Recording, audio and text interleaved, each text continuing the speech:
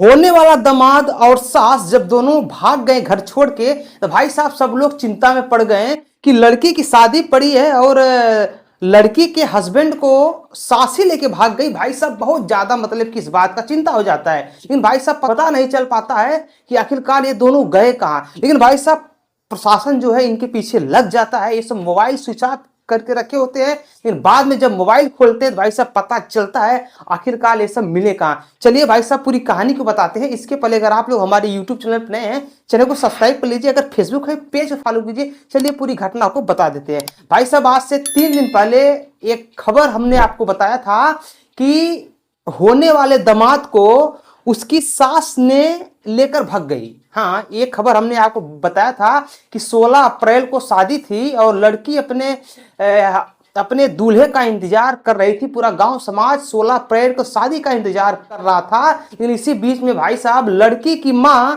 और होने वाला दामाद का अफेयर चल रहा था अंदर अंदर। लेकिन भाई साहब ये बात किसी को मालूम नहीं थी, लेकिन धीरे धीरे शंका हो रहा था, लेकिन ये बात किसी को पता नहीं थी कि आखिरकार ये सब लेके भाग जाएंगे। लेकिन भाई साहब एक दिन वो आता है कि 8 दिन शादी के, यानी कि 16 अप्रैल के 8 दिन पहले ही 8 तारीख को खबर ये आती है कि लड़की का जो होने वाला हस्बैंड था, लड़की की मां यानी कि सास ने अपने होने वाले दामाद को लेकर भाग जाती है। भाई साहब भागने के बाद भाई साहब एकदम से हाहाकार मच जाता है, भाई साहब बदनामी होनी चालू हो जाती है। लेकिन भाई साहब इसी बीच में जो लड़की का शादी था, भाई साहब वो टेंशन में भाई साहब उसकी तबीयत वगैरह खराब हो जाती है। लेकिन भाई साहब उस लड़की के जो पिता थे उनके ऊपर तो दोहरी मार पड़ जाती है। एक तो अपनी पत्नी दूसरे के संग भाग गई, और दूसरा मैटर कि बेटी का होने वाला शादी टूट गया।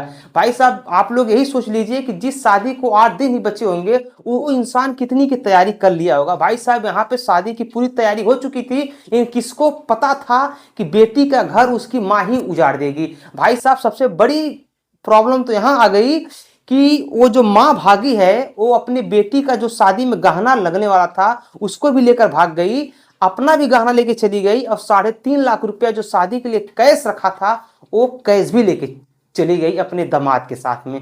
भाई साहब ये खबर बहुत ही ज्यादा वायरल हो रही है और पुलिस प्रशासन में इसका कंप्लेन भी दर्ज हुआ गुमशुदा का, और ये जो सामान लेके भागी है उसका आरोप जब दर्ज हुआ तो प्रशासन इनको खोजने में जुट गए। लेकिन भाई साहब लोकेशन ये सब मोबाइल बंद कर दिए थे, इसकी वजह से लोकेशन का पता नहीं चल पा रहा था। लेकिन इस चीज का आंकड़ा लग गया था कि ये सब जा कहां सकते हैं, क्योंकि भाई साहब जो लड़का था वो पहले से ही उत्तराखंड में ही कमाता था। भाई साहब जब बाद में वो सब लोकेशन खुलता है तो पता ये चलता है कि बस के रास्ते अलीगढ़ से वो सब उत्तराखंड चले गए, और उत्तराखंड के रुद्रपुर में भाई साहब इन लोगों का लोकेशन ट्रैक किया जाता है। फिलहाल में भाई साहब प्रशासन जो है सर्विलांस के हेल्प से और भी कई सारे हेल्प से इनको मतलब कि पकड़ने का प्रयास कर रही है। लेकिन भाई साहब वो तो पकड़े जाएंगे, लेकिन अब ये एक बार सोचिए कि जिस बेटी का मां भाग गई बुढ़ापे में, अब एक बार सोचिए उस बेटी से शादी कौन करेगा।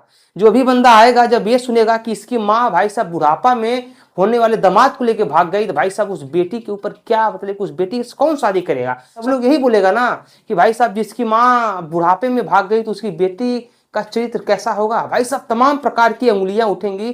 फिलहाल भाई साहब ये लोग अभी तो बहुत ज्यादा टूट चुके हैं, पिता का उसके मतलब भाई साहब बहुत ज्यादा टेंशन में, हालात खराब है, बेटी का शादी भी नहीं हो पाया और पत्नी भी भाग गई। भाई साहब दोहरी मार पड़ चुकी है।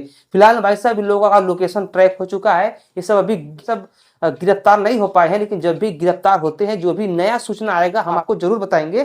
तब तक के लिए अगर आप लोग हमारे यूट्यूब चैनल पर नए हैं, चैनल को सब्सक्राइब कर लीजिए। हम मिलते हैं अगले वीडियो में, तब तक नमस्कार, बाय, प्रणाम, हर हर महादेव, जय श्री राम।